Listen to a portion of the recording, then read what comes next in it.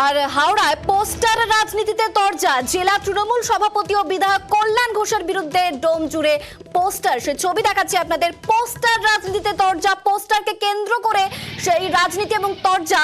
জেলা তৃণমূল সভাপতি ও বিধায়ক কল্যাণ ঘোষের বিরুদ্ধে ডোম জুড়ে পোস্টার। দেখুন সেই ছবি দেখাচ্ছি, যে পোস্টার লাগানো হয়েছে সেই ছবি দেখাচ্ছি পোস্টারের, এবং এই পোস্টারকে ঘিরে খুব স্বাভাবিকভাবেই চাঞ্চল্য তৈরি হয়েছে।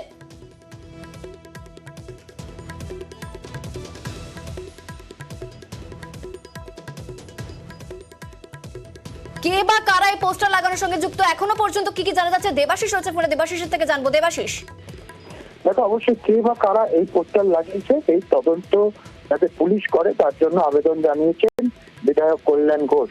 তার দাবি যে এটি তৃণমূল কংগ্রেসের কাজ নয়, এটি কোনো বিরোধী রাজনৈতিক দলের কাজ। তবে রাজনৈতিক দলে বাকি বিরোধী রাজনৈতিক দলের লোকেরাও কিন্তু এই বিষয়ে নস্যাৎ করেছেন এবং কল্যাণ ঘোষ বা তৃণমূল কংগ্রেসের দিকেই কিন্তু আঙুলটা তুলেছে।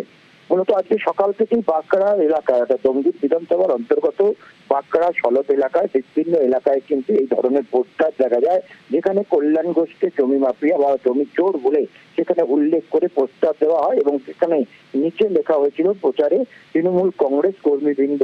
ফলে সেখানে প্রশ্ন হচ্ছে, এর আগেও কিন্তু একাধিকবার এই কল্যাণ ঘোষের বিরুদ্ধে এই ধরনের পোস্টার পড়েছিল, আবার নতুন করে এই পোস্টার পড়া নিয়ে কিন্তু বিতর্কের ঝড় উঠেছে।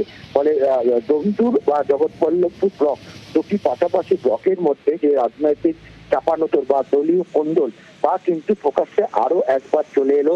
ফলে বিরোধী রাজনীতিদের ওপর অভিযোগ করলেও বিরোধীরা কিন্তু তা নস্যাৎ করেছে। বেশ বেশ বেশ, ধন্যবাদ দেবাশিস। আর এই গোটা বিষয় নিয়ে জেলা তৃণমূল সভাপতি ও বিধায়ক কল্যাণ ঘোষ কি বলেছেন দেখাবো আপনাদের।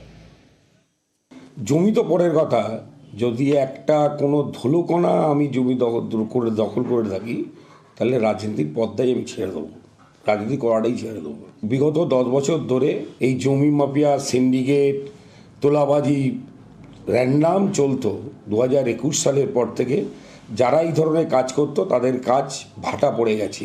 এখন 100 ভাগ যে ছিল তার মধ্যে 90 ভাগ বন্ধ করতে পেরেছি। সেই যন্ত্রণা থেকে এইসব কাজ করেছে।